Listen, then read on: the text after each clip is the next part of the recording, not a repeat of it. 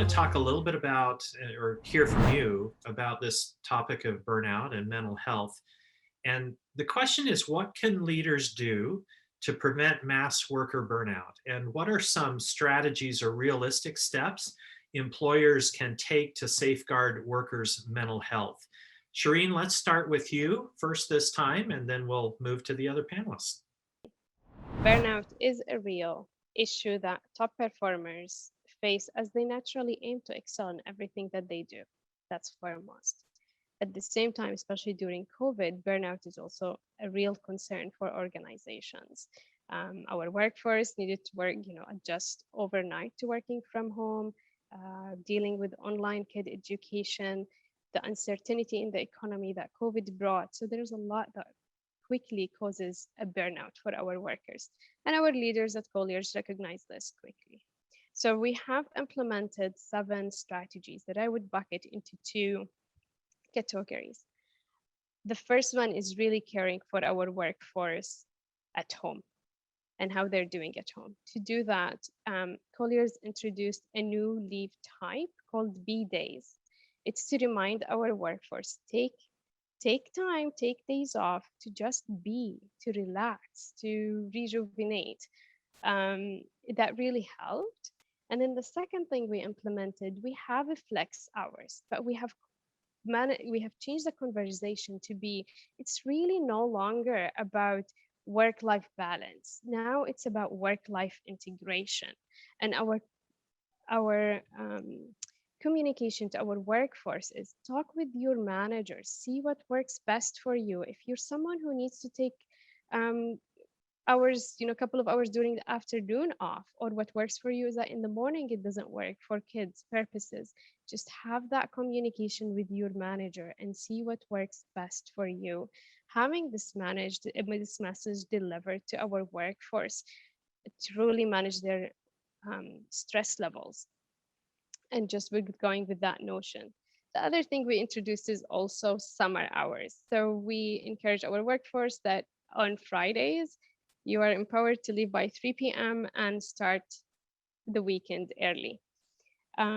We also, so this is from work at home, but we also implemented other strategies to help our workforce on managing work during these challenges.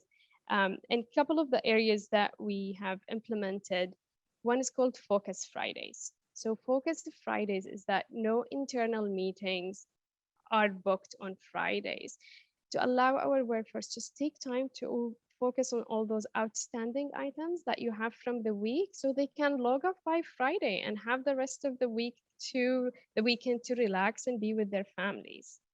The other thing we implemented is it's called Moscow methodology. Moscow methodology is a prioritization methodology that's used in management and project management. It's used to allow teams where they feel overstretched to lower their workload. And what we do here is that look at your workload and see what's the must have, the should have, the could have, but what's also the will not have. Will not have does not mean it's not important. It means will not have right now when we can afford to push it to sometime in the future, whether it later in the year or next year, whatever fits best. We all are in the same pandemic together. Let's find ways to make it, comfortable and manageable for our workforce. The other areas we also implemented, this touches a bit also on communication, but it really also addressed burnout, which as we introduced bi-weekly catch-up calls, they are focused on engaging fun activities, allowing our workforce to just know each other on a different level and really keep that momentum of connection with the team together. So yes, we're working alone, but we're not isolated. We are still a team and we are affording this hour bi-weekly to just join together, laugh, share jokes. Um, One last item I would also share with burnout is what we found is that um, giving the option for our workforce around internal mobility. And our message here to them was, we value your experience and knowledge of how Colliers operates. If you'd like to reskill or if you'd like to use your skill set in a different capacity, we empowered managers to introduce what we call them now gigs, which are short term projects. They could be long term in nature, but those projects, you're empowered to talk to the respective managers and say, I'd like to explore something different. Sometimes exploring different things helps with the burnout from just doing the same thing for a while. So those are some strategies that we implemented. And to be honest, even for myself, I feel it helped me. It helped a lot. I appreciate, thank you so much for that answer, Shireen. Again, some great insights and some ideas. I jotted down a couple of notes. I think this notion of moving from work-life balance to work-life integration is an important one, especially as we continue to ask people to work remotely. That flexibility of when work is done and how it's done. I think that's an opportunity. I also love the notion of those bi-weekly check-ins to just connect and get to know each other. Interestingly, in some ways, employees have told us when things like that have been done, they've actually gotten to know each other better, right? We've gone into each other's homes, right? And seen pictures of kids or actual kids join meetings or pets enter into the experience. But it really is, what are those connection moments? And those flexibilities. Focus Fridays, another great example of the opportunity just to have some time for heads down work with minimal interruptions. Just really great. Thank you so much. I appreciate that. Let's go on and Maria, would you share your experience and thoughts on the topic? Thank you. Sure, Gary. Thank you for that question on burnout. I think it's a really important one. So actually recently, just last week, Manulife created a managing time better policy for all its employees globally. So timing today in June is couldn't be better. And it's critical that employees regularly disconnect from work to have time for all aspects of their life. Because as we've said earlier, this work balance is no longer work balance, it's really work integration. And the two have really become blurred. So I think, setting these boundaries becomes critical. So the guidelines are framework on that provides employees on how we all should work in the months ahead, ensuring that everyone takes regular breaks. It limits off-hour meetings, balances screen time, and this includes emails and personal time. So the guidelines that were set is all meetings now must start 15 minutes after the hour and be 45 minutes. So that gives everybody a 15-minute break between meetings. So, you're allowing things for like bio breaks, which a lot of us had to say, hey, I'm running late. I'll be right back, but not really being honest about why, right? When the reality of it is you just needed a bio break or you needed to grab a glass of water. Now there's a company policy that says you need 15 minutes between breaks.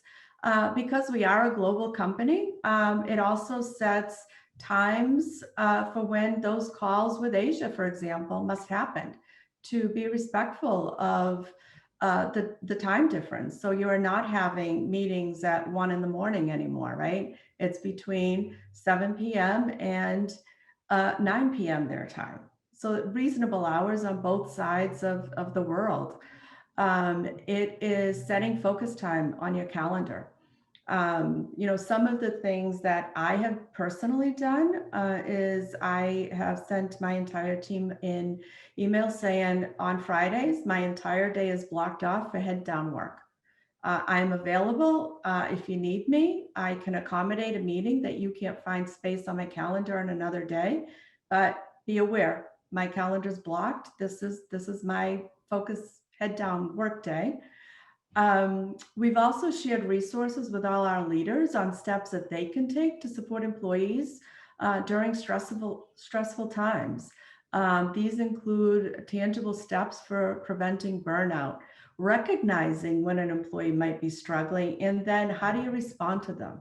What are the resources that are available. We actually did manager training with our EAP to help managers recognize when someone might be struggling, and even had a slide that says, what do you say? You know, what are the right words to use to help that individual, to help that person? You know, as I said, it's important we really normalize that everyone is having a different and unique reaction, and it's human and it's normal, that they're not alone. We're all going through this process together. But additionally, we have found it's really important to find our employees the time to rest and reflect throughout the year. We've provided our employees globally with 5 additional paid personal days this year to take throughout the year. We've given our employees 1 thank you day off. We did it last year. We are doing it again this year. So, you know, we're really looking to support employees because we recognize that the burnout is real, and employees are our biggest assets. Like we wouldn't be in business if it wasn't for our employees. We need to make sure we're addressing at what is the core issue, and that we're supporting employees through this. Thank you very much, Maria. Really appreciate those insights. Susan, share with us your experience and what you found to be very helpful in this area. Yeah, I think that, you know, when I compare the great answers of, you know, my co-panelists here, I feel like there's a lot of these things that ADP has embraced as well. And when we connect it to the first question around communication, we also did a survey at ADP just to check in. We've increased the frequency of our check-ins, you know, a pulse survey, if you will. And what we found was, you know, while many of them, like 92%, said that our leadership is communicating well and they're supporting us, you know, 85-90% of them said that they feel our senior leadership team was committed. We also saw that there's a lot of uncertainty around, you know, that work-life balance and our mental health. And where they said they needed help was that almost 50% of our associates said that how they were feeling day to day ranged from being okay to struggling.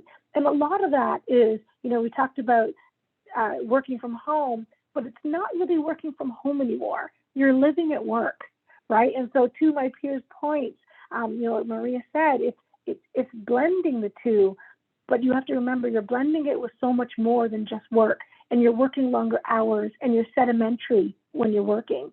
And so a lot of the efforts that ADP has put in have been around 3 big buckets. I'd say technology, and so the integration of WebEx Teams and Standout, which is a Marcus Buckingham technology that allows you to check in readily with your leaders and with your peers or with your associates or employees on a regular basis, with a program that's either available on your computer or on your smartphone, allowing you to say, here's the things that are making me happy. I love these things. Here's the things that are sucking the life out of me and I need help with. And your leader instantly gets a notification when you've checked in, and they can see and help you respond, course correct, or make recommendations. But it also helps me highlight the things that I'm really excited about and bring the energy so that my leader knows and can give me more of those opportunities when those things come up. The other balance here is around, the third bucket I'd say is around engagement. So the second bucket is around engagement. And engagement is bigger than just, you know, virtual meetings. We all started it. We had the virtual escape rooms and we tried to have happy hours. But I feel like our leadership team in ADP has taken it to the next level by bringing people together for bake-offs and for friendly competitions that are not work-related at all, just an opportunity to have a little bit of fun, because if we were in the office, that's our secret sauce. That's what we'd be doing. And so they take those opportunities to make them virtual, even so far as to send out Uber Eats coupons electronically to all associates so that we can all order Taco Tuesdays. It's just one other way to kind of keep the fire momentum. And the third piece is giving leaders tools. And we started a new program very recently called Leading from the Heart, which is an opportunity for leaders to kind of help them deal with this changing environment and answer questions like, how do I help my associates balance their well-being? When they come to me with questions, how do I address them? How do I be fair and keep them engaged during this crazy time when they ask for help? And so our leadership put together a thoughtful guide around how to handle various circumstances with tools, with expertise, with support from professionals. This toolkit kind of sits on our hub for all leaders, where they can go in, watch videos, grab job aids off of it to help their associates be more effective. But I would say that between the bringing the fun, driving engagement, and using technology, this toolkit kind of helps us bring all together to make sure that we, again, keep our associates in the forefront of everything that we do. Thank you so much. There are some kind of underlying themes that are coming through in our discussion today, of this notion of valuing our people and flexibility and communicating that we care and are concerned, being intentional, finding opportunities to connect with each other, and recognizing that work-life integration as we move forward. So thanks so much, Susan. Really appreciate that response. Assad, we want to hear from you as well on this topic, please. Thanks so much for the question, Gary. I think this concept of burnout is an interesting one.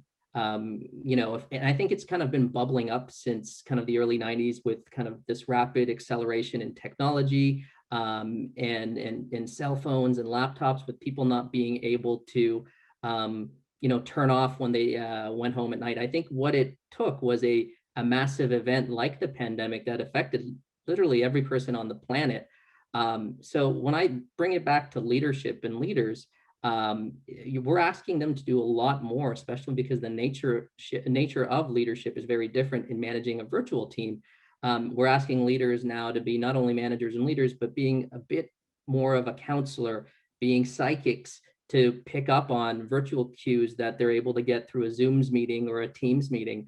And then I'd say the other element is around prioritization. One of the things that I've always felt strongly about is making sure that we prioritize on customer strategy and things that will drive guests in to our establishments, and giving them that confidence around coming back in a safe way. The one thing I'll say is the lens for us has been very different at Cineplex because of how the pandemic has affected our financial operations. Our revenues have been down over 75% year over year. So we've really had to be very creative and innovative. So I think for us, we need to be able to provide employees enhanced support, but then also just being able to lend goodwill. So some of the things that we've done is around, we had a partnership with Cleveland Clinic last March till May to give individuals virtual health care, which, especially at a time when there was anxiety around leaving people's homes. So that helped them, but it also provided some added comfort to our healthcare sector. So people could, get some of the medical attention they needed in a virtual way. And our healthcare professionals could focus on addressing the pandemic and COVID related illnesses that came into their facilities. So that was one of the ways that we partnered with an external partner. We've also partnered with Desjardins, Eckler, and NFP in Canada and the US around some of our wellness sessions around financial wellness, mental health and wellness sessions that we've offered individuals. And one of the things that we partnered up with OC Tanner on earlier this year, on March 5th, was North American Employee Appreciation Day. And a way of Cineplex thanking our employees, what we did was we partnered with Good Life Fitness to provide a virtual wellness day where employees could sign up for a variety of different sessions that Good Life was hosting. They could sign up for 1 or 5 of them throughout their day based on their timelines, aimed at a variety of wellness types of sessions, such as diet and nutrition, focusing on good sleeping habits, actual live sessions that that individuals did around fitness. And we were able to leverage the OC Tanner platform through our A-List Appreciate Awesome recognition tool to send this link for everyone to participate in. So these are just some of the things that we've done here at Cineplex. Thank you very much for sharing that. One thing that stood out to me is this notion of our requirements of leaders has shifted. That notion of emotional intelligence and really connecting and taking on more of a coaching role, a mentoring role, if you will, finding ways to communicate opportunities for development. One of the things that Shireen mentioned earlier, which I wanted to comment on, is this notion of special projects. And our research indicates that when employees have an opportunity to get outside of their day-to-day and do something different, that tremendously impacts their feelings of opportunity and growth and development. And some great thoughts, some great ideas. Thank you very much. Thanks again so much. Great information. Much appreciated. Thanks all.